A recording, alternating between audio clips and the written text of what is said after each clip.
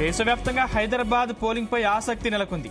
గతంలో ఎప్పుడు లేనట్లుగా ఈసారి ఎంఐఎం చీఫ్ అసదుద్దీన్ ఓవైసీకి గట్టి పోటీ ఇస్తున్నారు బీజేపీ అభ్యర్థి మాధవిలత. ఈ క్రమంలో పాతబస్తీలో భారీగా పోలీసు బలగాలను మోహరించారు. పాతబస్తీ గల్లీలో కేంద్ర బలగాలను కూడా దింపారు. బీజేపీ అభ్యర్థి మాధవిలత ఓటు హక్కును వినియోగించుకున్నారు. కాగా అత్తాపూర్లోని శాస్త్రీపురంలో అసదుద్దీన్ ఓవైసీ ఓటు వేయనున్నారు.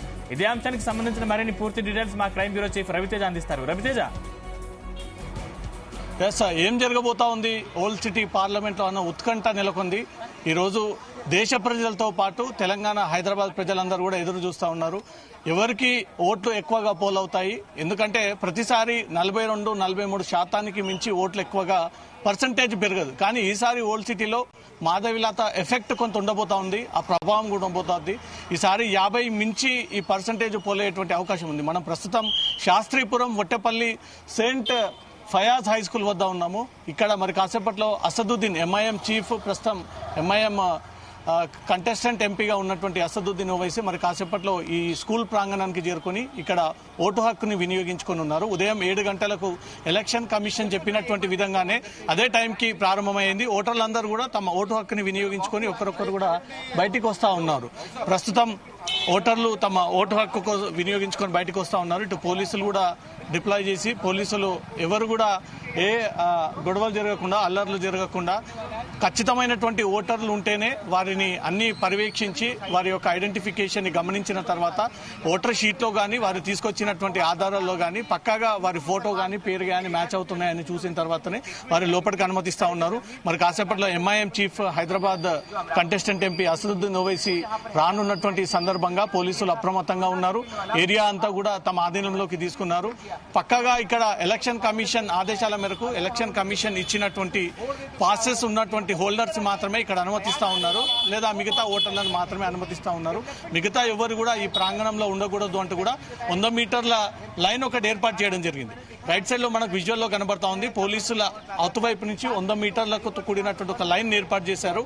ఆ లైన్ అవతల ఇతరులు ఎవరైనా ఉండొచ్చు. ఆ లైన్ యువతల ఉండాలంటే ఖచ్చితంగా ఓటర్ అయి ఉండాలి, లేదా ఎలక్షన్ కమిషన్ ఇచ్చినటువంటి పాసెస్ హోల్డర్ అయినా ఉండాలి. ప్రస్తుతం పోలీసులు క్షుణ్ణంగా వాళ్ళు తనిఖీలు చేస్తూ ఉన్నారు. పోలీసులు ఒక్కరొక్కరుగా ఏ ప్రాంతం నుంచి వస్తూ ఉన్నారు, మీ దగ్గర ఎలాంటి ఓటర్ స్లిప్స్ ఉన్నాయని ఒక వివరాలు కూడా అడిగి, నేరుగా స్థానికుల్ని అడిగి ఆ వివరాల్ని తీసుకుంటా ఉన్నారు. ఒకసారి ఓటర్లతో కూడా మాట్లాడించే ప్రయత్నం చేద్దాం. ఇక్కడ ప్రాసెస్ ఎలా ఉంది, ఏ రకంగా సాగుతూ ఉంది, ఏదైనా ఇబ్బందికరంగా ఉందా, డైరెక్షన్స్ సరిగ్గా ఇస్తున్నారా లేదా, ఏదైనా కన్ఫ్యూజన్లో ఉన్నారా అనే దానిపై కూడా ఒక్కరొక్కరిగా నెమ్మదిగా తరలి వెళ్తున్నటువంటి పరిస్థితి కనబడుతూ ఉంది. పోలీసులు మొదట ఓటర్లని పరిశీలించి ఆ తర్వాత అక్కడి నుంచి ఇక్కడికి బయలుదేరుతున్నటువంటి సిచ్యువేషన్ కనబడుతూ ఉంది. ఎట్లా ఉందన్న ఇక్కడ ఎంఐఎం ఇలాకా అసద్ ఓటు వేయకపోతా ఉన్నాడు, ఏర్పాట్లు ఎలా ఉన్నాయి, ఓటింగ్ పర్సంటేజ్ ఎలా ఉంటుంది? ఓటింగ్ పర్సెంటేజ్ ఈసారి పెరుగుతుంది సార్. ఎందుకంటే ప్రజల్లో అవగాహన చాలా వచ్చింది. ఓటు మాత్రం వేయాలని 100% ఏ పార్టీకైనా మనం మొత్తానికైతే ఓటింగ్ చేయాలని అయితే ప్రజల్లో అవగాహన చాలా వచ్చింది. ఈసారి 50% దాటుతుంది ఓటింగ్ పర్సెంటేజ్? 60% దాటుతుంది సార్. 60 దాటుతుంది. ఏమైనా కన్ఫ్యూజన్ ఉందా? అంటే వచ్చినాక పోలీసులు ఓటర్ షీట్ పరిశీలించడం కానీ, ఐడెంటిఫికేషన్ పరిశీలించడం కానీ? లేదా మంచి క్లియర్ ఉంది సార్. ఇప్పుడు ఈసారి బాగుంది, వాతావరణం బాగుంది ఈసారి. ఇక్కడ ఫ్యామిలీతో వచ్చినట్టున్నారు అందరివి? అవునవును. రైట్. ప్రస్తుతం అసదుద్దీన్ ఓవైసీ వస్తూ ఉన్నారు. మీడియా కూడా అలర్ట్ అయింది, పోలీసు కూడా అలర్ట్ అయి ఉన్నారు. అసదుద్దీన్ ఓవైసీ రాక కోసం ఎదురు చూస్తూ ఉన్నారు. అసదుద్దీన్ ఓవైసీ కోసం ప్రస్తుతం మీడియా అందరూ కూడా ఎదురు చూస్తూ ఉన్నారు. ఎందుకంటే అసద్ ఏది మాట్లాడినా జాతీయ వ్యాప్తంగా తీవ్ర సెన్సేషనల్ అవుతా ఉంది కాబట్టి అసద్ రాక కోసం ఎదురు చూస్తూ ఉన్నారు. అసద్ ప్రస్తుతం స్క్రీన్ పైన కనబడతా ఉన్నారు. Zee Telugu, Zee news screen పైన అసదుద్దీన్ ఓవైసీ కుటుంబ సమేతంగా ఓటు హక్కుని వినియోగించుకోవడానికి ప్రస్తుతం పొట్టేపల్లి సెయింట్ ఫయాజ్ హై స్కూల్కి చేరుకున్నారు. కుటుంబ సభ్యులతో సహా ఫ్యామిలీ మెంబర్స్తో కలిసి ఓటు హక్కుని వినియోగించుకోవడానికి అసదుద్దీన్ ఓవైసీ వారి కుటుంబ సభ్యులతో కలిసి ఓటు వేయడానికి చేరుకున్నారు. మరికొన్ని క్షణాల్లో సెయింట్ ఫయాజ్ హై స్కూల్లోకి వెళ్ళి కుటుంబ సభ్యుల సమేతంగా ఓటు వేసి తర్వాత మీడియాతో మాట్లాడేటువంటి అవకాశం ఉంది. ప్రస్తుతం కొంత లేట్ అయినా అసదుద్దీన్ ఓవైసీ 8 లోపే ఇక్కడికి చేరుకొని ఫ్యామిలీ సమేతంగా అందరు కూడా కలిసి పోలింగ్ స్టేషన్లోకి వెళ్తున్నటువంటి దృశ్యాలు కనబడతా ఉన్నాయి.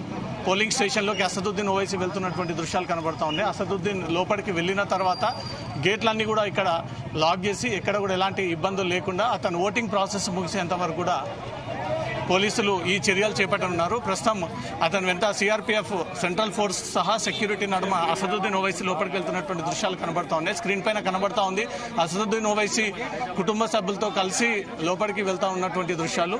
ప్రస్తుతం పోలీస్ ఫోర్స్ అంతా కూడా అప్రమత్తమైంది. పోలీస్ ఫోర్స్ అంతా కూడా డిప్లాయ్ అయ్యి అక్కడ ఏర్పాట్లు చేస్తూ ఉన్నారు. రైట్, రావాల్సినటువంటి వ్యక్తి వచ్చాడు. రాష్ట్ర ప్రజలందరూ, దేశ ప్రజలందరూ కూడా ఎదురు చూస్తూ ఉన్నారు. అసదుద్దీన్ ఓవైసీ ఓటు వినియోగం ప్రాసెస్ ఎలా ఉంటుంది, కుటుంబ సమేతంగా వస్తాడా, సింగిల్గా వస్తాడా, ఓటు హక్కు వినియోగ టైం తర్వాత అసదుద్దీన్ దేశ రాజకీయాలపైన ఏం మాట్లాడుతూ ప్రస్తుతం తన అపోనెంట్ స్ట్రాంగ్ పర్సన్గా ఉన్నటువంటి మాధవీలత పైన ఏం మాట్లాడతాడు అనేది మాత్రం ఉత్కంఠగా నెలకొంది. అది మరి కాసేపట్లో మీడియా సమావేశాన్ని ఏర్పాటు చేస్తారు అనేది కొంత ఇన్ఫర్మేషన్ ఉంది. ఈ ఓటు హక్కు వినియోగించుకున్న తర్వాత అసదుద్దీన్ ఓవైసీ మీడియాతో మాట్లాడేటువంటి అవకాశాలు ఉన్నాయి. మన ప్రతినిధి రెహనా కూడా ఉన్నారు. ఉదయం నుంచి కూడా ఓల్డ్ సిటీ ఈ వైపు ఏదైతే శాస్త్రీపురం అసదుద్దీన్ ఓవైసీ ఇంటి నుంచి కూడా మొదలుకొని ఈ పోలింగ్ స్టేషన్ వరకు కూడా ఏ రకంగా ఉంది ఇక్కడ ప్రాసెస్ అనే దానిపై కూడా రెహనాతో కూడా మాట్లాడిద్దాం. ఓవైసీ ఇప్పుడే చూశారు మీరు, అసదుద్దీన్ ఓవైసీ ప్రస్తుతం ఓటు హక్కు వినియోగించుకోవడానికి ఇక్కడ వచ్చారు. ఫ్యామిలీతో కలిసి వచ్చారు. దేశ ప్రజలందరూ ఎదురు చూస్తూ ఉన్నారు అసదుద్దీన్ ఓవైసీ ఏం మాట్లాడతాడు. తన అపోనెంట్ మాధవీలత చాలా స్ట్రాంగ్గా ఉంది, స్ట్రాంగ్గా కౌంటర్ ఇస్తూ ఉంది. అసదుద్దీన్ రావడం జరిగింది. ఓటు తర్వాత తను ఏ విషయాలపైన మాట్లాడేటువంటి అవకాశాలు ఉంటుంది?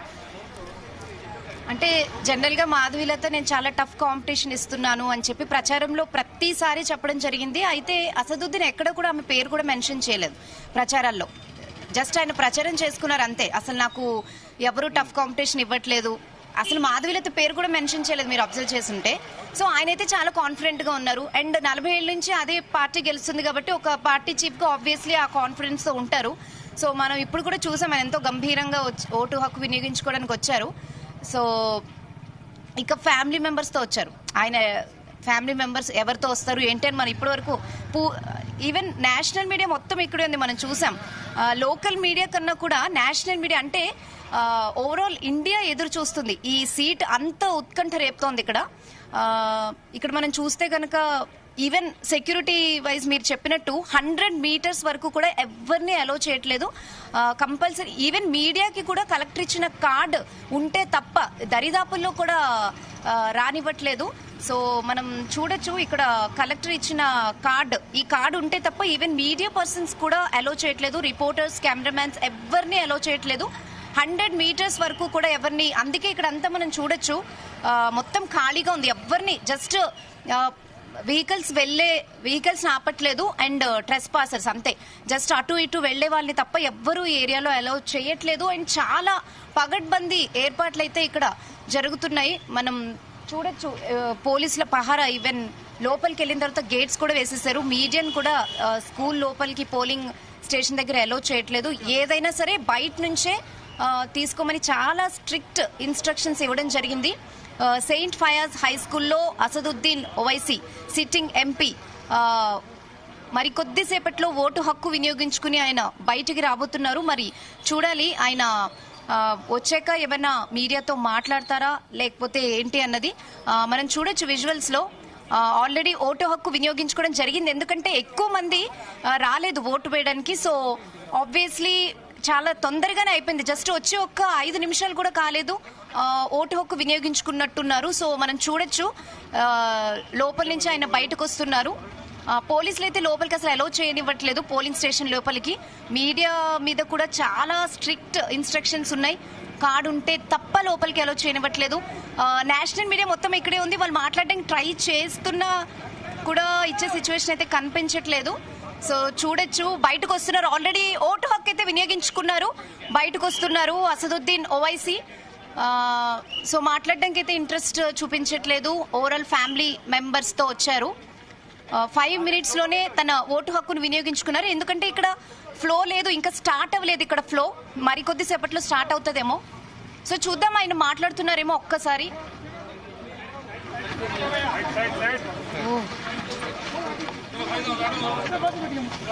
సో ఆయన మాట్లాడకుండానే జస్ట్ ఓటు హక్కును వినియోగించుకుని వెళ్ళిపోతున్నారు వెళ్తారా? ఓకే,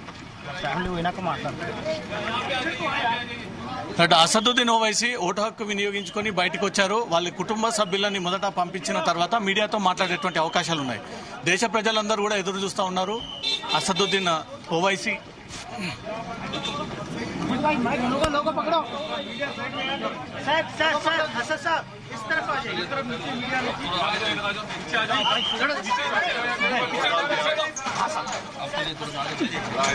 ऐसा नहीं बात कर सकता मैं ऐसा नहीं बात कर सकता मैं अरे चले तो जाओ तुम चले आओ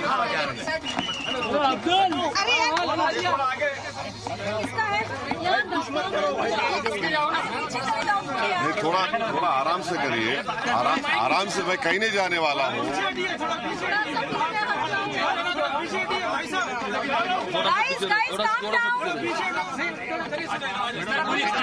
थोड़ा पीछे हटिए थोड़ा पीछे हटो आप लोग और पीछे हटिए माइक नीचे करो भाई आप जाओ अपना काम करो जाओ पूरे जाओ चलो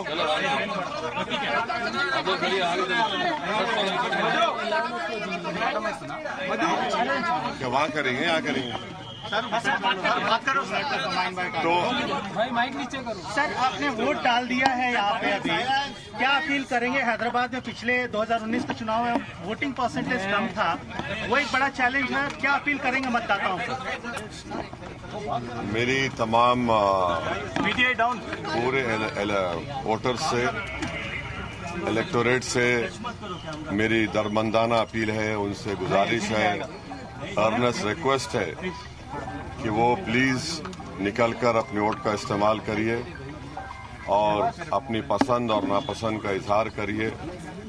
ये इलेक्शन हमारे वतन अजीज का सबसे अहम पार्लियामेंट्री इलेक्शन है, तो उम्मीद करता हूं कि आप सब लोग अपने वोट का इस्तेमाल करेंगे, वतन अजीज को बचाएंगे, मजबूत रखेंगे, लोकतंत्र को मजबूत रखेंगे, जमहूरियत को मजबूत करेंगे। और अगर हमको भरोसा है जमहूरियत में, तो सबसे ज्यादा उसका बेहतरीन सबूत ये देना है कि आप निकलकर अपने वोट का इस्तेमाल करिए। उम्मीद करते हैं कि इंशाअल्लाह सब लोग निकलकर अपने वोट का इस्तेमाल करेंगे। और आज देख रहे हैं कि कल से भी खुदा की कुदरत बोलिए कि मौसम भी थोड़ा गर्मी में कमी आई है, तो अब तो आपको निकलकर सबको अपने वोट का इस्तेमाल पूरे तेलंगाना में, हैदराबाद में, आंध्रा में करें। So how do you think the election's been going so far? Compared to 2019? Every election cannot be the same as what it was 5 years ago. The challenges are different, the issues are different, and of course this is a very important historical parliamentary election in our country. And the issues are not what they were in 2019. It is completely different issues, completely different objective, and people also have a different understanding and what they want for this country as compared to 2019. मुद्दे क्या है sir? Would you say this is a tough fight for you? 1984 से MIM के पास ये seat है. Do you think that this is going to be a tough fight for you? You said everything has changed. देखिए election जो होता है ना, चाहे किसी से भी मुकाबला हो आपका, उसको सीरियसली आपको लेना पड़ता है। You have take every election seriously, whether it's a municipal election, panchayat election, Zila Parishad, assembly, parliament. Election is election. You don't have this comfort of even blinking, so you'll have to take your every opponent, whether it is X, Y, Z, whatever it is, and then work hard, which we have done and which has always helped us in winning these seats. And hopefully around this time also, I'm sure that with the blessings of people and faith in Almighty Allah, we will be successful and will win with the same majority. Any message for Prime Minister Modi? Sir, as BJP is going to remove 4% quota, that's their main focus here in Hyderabad. Any message for the BJP and Prime Minister? The message would be people who do not agree with the BJP's ideology, people who do not agree with the venomous statements that the Prime Minister has given about one particular minority community and non-performance of his government. And please understand that, please understand one important thing. What Mr. Modi had done with Agniveer He is now going to go ahead and do it if he comes back in power with BSF, with CRPF, with Railway Protection Force and SSB. 4 years of service, you are out. Because if he has done this for the army, he will definitely do it for CRPF, SSB, BSF, and all paramilitary forces, and along with RPF. So this people must understand. It has not come out. It will come out very soon. Hindi में बताया sir, मुद्दा क्या है, किन मुद्दों पर लोगों को निकलकर वोट करना चाहिए? काफी हमने देखा, काफी आरोप प्रत्यारोप लगते रहे, काफी क्रिमिनल भी हुआ। नहीं, सबसे अहम बात यह है कि अगर आपको भारत की जमहूरियत में, लोकतंत्र में भरोसा है और आप भारत से मोहब्बत करते हैं और आप भारत को ताकतवर रूप में देखना चाहते हैं, आप भारत को ऐसा मुल्क देखना चाहते हैं जहां पर गरीबों की, मजलूमों की आवाज सुनी जाए और गरीबों के से इंसाफ हो, नौजवानों को रोजगार मिले, आप सब लोग, आपके दिलों में एक सेफ्टी का एहसास पैदा हो जाए, तो अपने वोट का इस्तेमाल करिए। 4% मुस्लिम रिजर्वेशन का मुद्दा था सर, शायद 4% मुस्लिम। I am the face of Indian nationalism. Sir, Muslim reservation का मुद्दा। five national issues you're seeking vote for today. No, I've already said it, but I don't want to get into this trap of appealing for vote on the day of polling when the campaigning. What are your 5 national issues, sir? No, there are many issues. See, what I feel the people of India should understand, especially the youth, the Narendra Modi government has done what they have done with the Indian Army recruitment with Agniveer. They will definitely, if Mr. Modi comes back in power, he will replicate the same scheme for CRPF, SSB, Railway Protection Force, BSF. Because if that is done for the army, which goes and stands at the borders and protect the country and us and the Indian citizens, he will definitely do this. Because 4-year service, you are out. Sir लेकिन PM Modi लगातार ये कह रहे हैं 405 पहुंचेंगे, PM Modi लगातार So the same argument will be given. Secret So alliance see, if this can be done for the army, why won't this government do it, which we don't want? Now, can you imagine at the age of 22, 23, the youth is unemployed after having done 4 years? But they get benefits after 4 years. What benefit? There is no benefit. There is no pension, no medical, no education. Nothing is there. So this is what I'm appealing to the youth of India. Please understand this.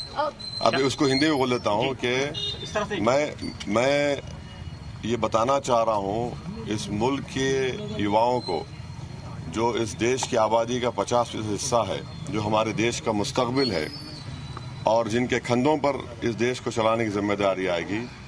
Modi सरकार ने जब अग्निवीर की scheme army में ला ली और 4 साल के बाद आपको निकल जाना पड़ता है, तो वैसा ही ये करेंगे सीआरपीएफ में, बीएसएफ में, आरपीएफ में, एसएसबी में। तो ये आपको समझने की जरूरत है और वही आर्गुमेंट देंगे। आपके हाथ में 20 लाख आ जाएंगे, आप वो कर लीजिए। तो ये बहुत बड़ा मुद्दा है। रेलवेज में भी करेंगे, नहीं करेंगे, और आरपीएफ में तो करेंगे। So what's your take on the India Bloc Alliance? I am not part of it, so I cannot comment on it. Sir 75 साल प्रधानमंत्री का 75 साल के रिटायरमेंट की बात कर रहे हैं। 75 साल की उम्र में प्रधानमंत्री नरेंद्र मोदी को रिटायर किया जाएगा, उनकी जगह पर अमित शाह प्रधानमंत्री बनेंगे। आम आदमी पार्टी का आरोप है, इसके ऊपर आप कुछ रिएक्ट करना चाहेंगे?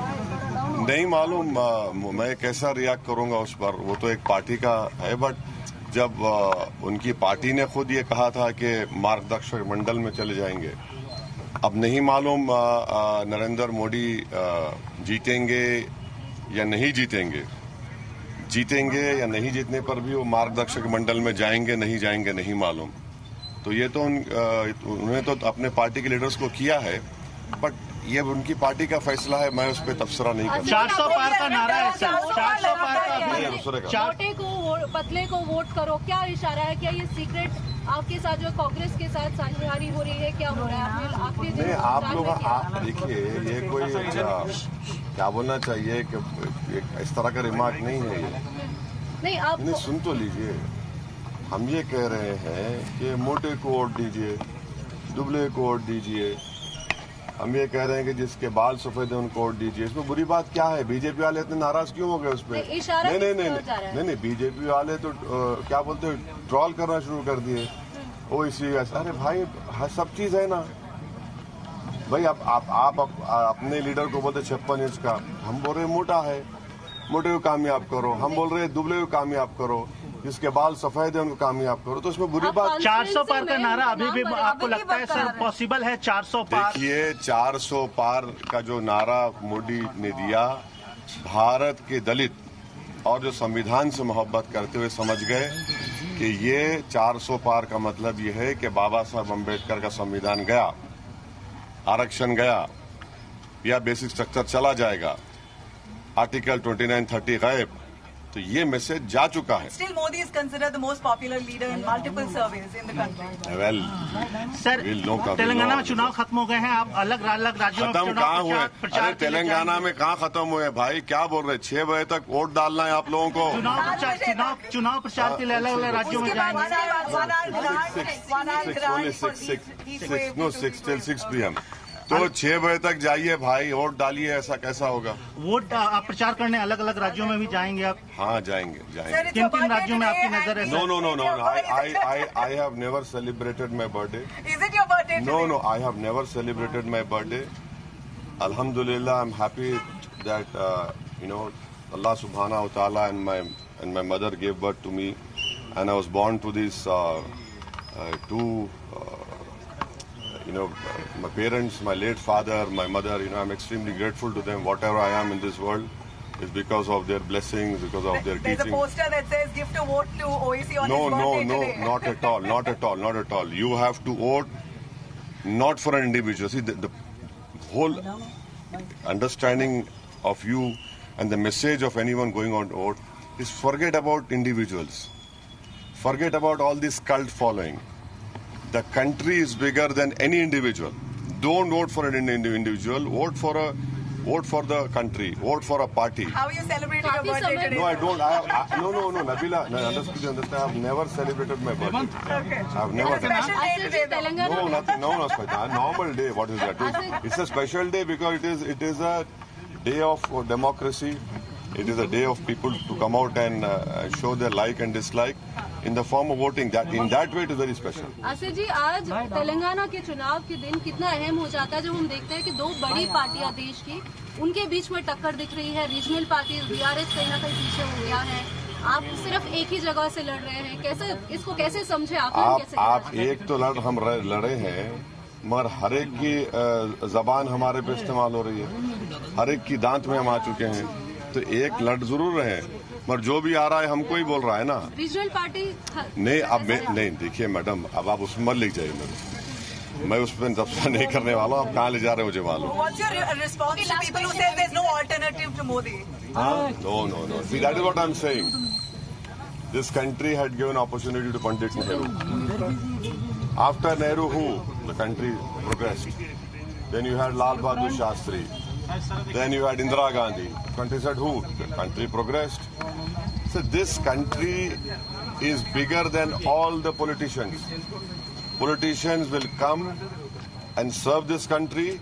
They will leave this world. But this country will remain, and we'll have to, when it remains, it has to remain as a strong country. So if anyone is saying that X individual, Modi is the country. No, Modi is not the country. Indira Gandhi was not the country. Nehru was not the country. This country had given them the opportunity to serve the people of India. That in itself is a huge honor. So it is wrong to claim, OIC is bigger than this or X. No, we are not. We are all servants of this country, servants of the people. We are serving to ensure the democracy gets strengthened more. Hindi में बोल दें। इस बार जो है, क्या कह सकते हैं कि ये चुनाव आपके लिए काफी महत्वपूर्ण और मेहनत वाला भी रहा, क्योंकि ऑपोजिशन स्ट्रांग दिख रहा है। हर इलेक्शन में मेहनत करना पड़ता है, लेकिन ये बार ज्यादा नहीं, ये बार से क्या मतलब? ये बार देखिए, मैं 94 का जब इलेक्शन लड़ा था, उस वक्त मेरी सेकंड लार्जेस्ट कॉन्स्टिट्यूंसी थी उस वक्त के आंध्र प्रदेश में, और फिफ्थ लार्जेस्ट थी कंट्री में। मैं अकेला एमएलए था, मेरे पार्टी से मैं ही जीता था। उसके बाद 96 का पार्लियामेंट इलेक्शन हुआ, एक एमएलए से हम पार्लियामेंट इलेक्शन जीते और वेंकैया नायडू साहब को हराए। 98 में पार्लियामेंट इलेक्शन हुआ, मैं अकेला एमएलए था पार्टी से, हम लोग जीते अल्हम्दुलिल्लाह। 99 में फिर पार्लियामेंट इलेक्शन हुआ, फिर हमारी पार्टी जीती।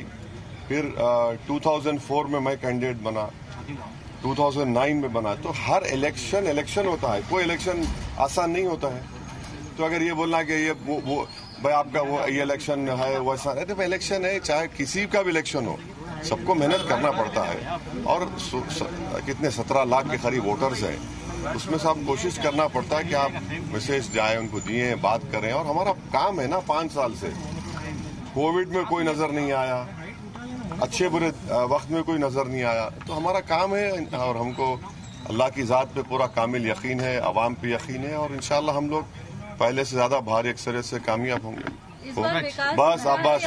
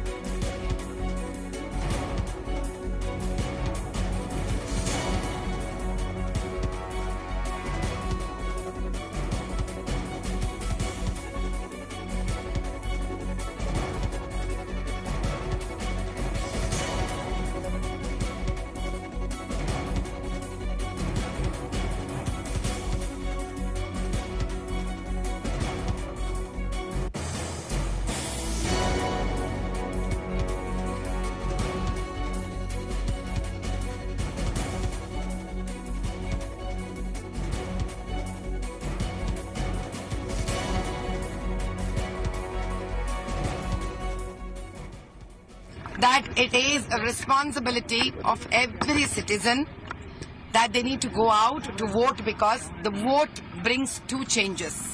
One, a new change and development towards themselves and their families. And other one is it gives an opportunity to change the lives of downtrodden, the lives of Dalits, the lives of poor, and the lives of those every old-aged individuals or people who have been abandoned.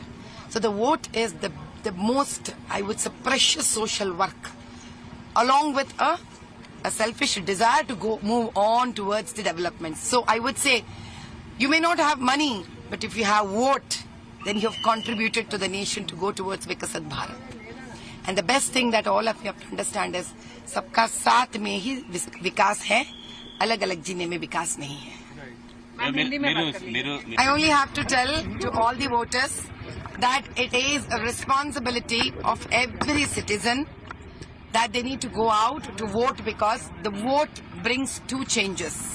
One, a new change and development towards themselves and their families.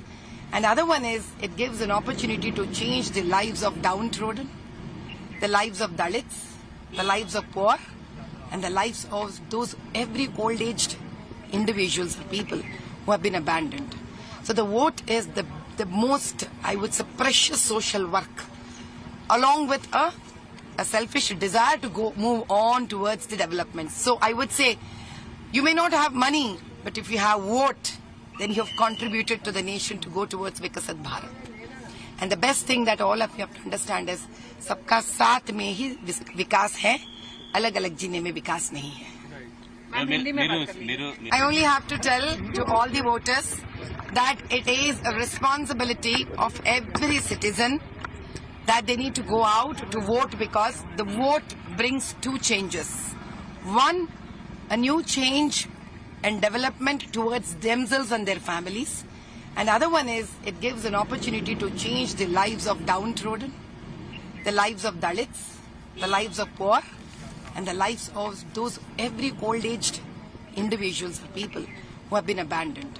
So the vote is the the most, I would say, precious social work, along with a selfish desire to move on towards the development. So I would say, you may not